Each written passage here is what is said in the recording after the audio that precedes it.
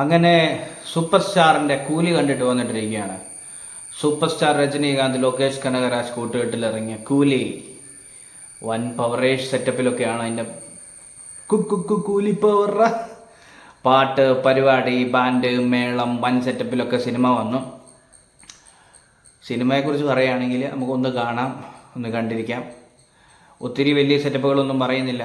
കാരണം ലോകേഷ് കനകരാജിൻ്റെ സിനിമകളിൽ ഇതുവരെ വന്നതിൽ ഒരല്പം വീക്കായ ഒരു സിനിമയായിട്ട് തന്നെ പറയാം. കാരണം സൂപ്പർ സ്റ്റാറിനെയൊക്കെ വെച്ചൊരു പടം ഇറങ്ങുമ്പം ലോകേഷ് കനകരാജ് ഓൾറെഡി പറഞ്ഞിട്ടുണ്ട് ഒരു സ്റ്റാൻഡ് അലോൺ മൂവിയാണ് എന്നുള്ളത്. അപ്പോൾ എന്തായാലും രജനീകാന്തിനെ കുറിച്ച് പറയുകയാണെങ്കിൽ അദ്ദേഹത്തിൻ്റെ ആ സ്റ്റൈലും സ്വാഗും ഒക്കെ അത്യാവശ്യം ഇതിൽ ഉൾപ്പെടുത്താൻ ശ്രമിച്ചിട്ടുണ്ട്. പിന്നെ എന്താ പറയുക, സിനിമയെക്കുറിച്ച് പറയുകയാണെങ്കിൽ തിരക്കഥ ഒരല്പം വീക്കായിട്ട് തോന്നി. പിന്നെ അദ്ദേഹം ഇത് LCUവിൻ്റെ പാർട്ടല്ല ഈ സിനിമ എന്ന് പറഞ്ഞെങ്കിൽ പോലും ഈ മേക്കിംഗ് വൈസ് നോക്കുമ്പോൾ എല്ലാം ഒരു കളർ ടോണും പാറ്റേണും ഒക്കെയാണ് പിടിച്ചു വെച്ചിരിക്കുന്നത്. പിന്നെ ഓരോരുത്തരുടെ പെർഫോമൻസിനെയൊക്കെ വെച്ച് നോക്കുവാണെങ്കിൽ പെർഫോമൻസൊക്കെ കുഴപ്പമില്ല, നന്നായിട്ട് വന്നിട്ടുണ്ട്. പിന്നെ നമ്മുടെ സൗബിൻ്റെ പെർഫോമൻസ് എടുത്ത് പറഞ്ഞ സൗബിൻ്റെ പെർഫോമൻസ് അടിപൊളിയാണ്, നന്നായിട്ട് അത്യാവശ്യം ഇവിടുന്ന് തമിഴിൽ ചെന്നിട്ട് പുള്ളി തകർപ്പൻ പ്രകടനമാണ് നടത്തിയിരിക്കുന്നത്. പിന്നെ ബാക്കി നമുക്കറിയാം ആരൊക്കെയാണ് ഉള്ളതെന്ന് നോക്കിയുള്ളത്. സത്യരാജ്, നാഗാർജുന, പിന്നെ ശ്രുതി ഹാസൻ, പിന്നെ അങ്ങ് ബോളിവുഡിൽ നിന്ന് അമീർ ഖാൻ. എന്തായാലും അമീർ ഖാനും വന്ന് ഇതിൽ എന്തൊക്കെയോ കാണിച്ചിട്ട് പോയിട്ടുണ്ട്. അവിടുന്ന് വിളിച്ച് കോമാളി കാണിക്കുന്ന പരിപാടിയുടെ കാര്യമില്ലായിരുന്നു.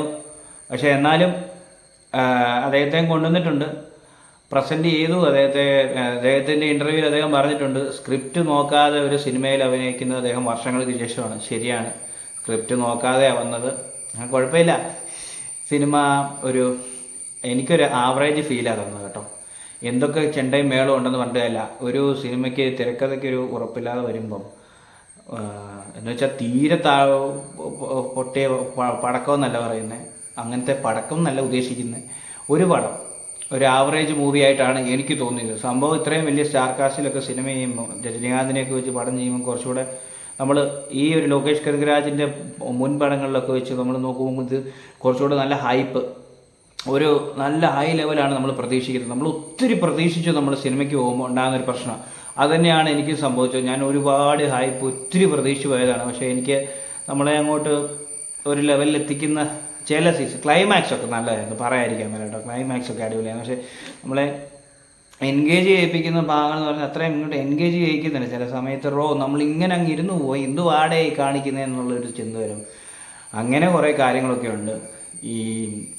എന്തായാലും ഇങ്ങനൊരു സിനിമ വന്നു, രജനീകാന്തിൻ്റെ പടമല്ലേ, രജനീകാന്ത് പിന്നെ ഇത്രയും സ്റ്റാർസൊക്കെ വരുന്നതല്ലേ, ഒരിക്കലും ഇതൊരു നഷ്ടമാകത്തില്ല മൂവി. കാരണം അദ്ദേഹത്തിൻ്റെ പടങ്ങൾ ഈ ഇടയ്ക്ക് വന്ന 1-2 പടങ്ങളൊക്കെ നഷ്ടത്തിൽ പോയെങ്കിൽ പോലും നഷ്ടമാണെന്ന് പറഞ്ഞു കേട്ടിരുന്നു. പക്ഷേ ഇത് ഒരിക്കലും നഷ്ടമായി പോകത്തില്ല. കാരണം അത് മീറ്റ് ചെയ്യും.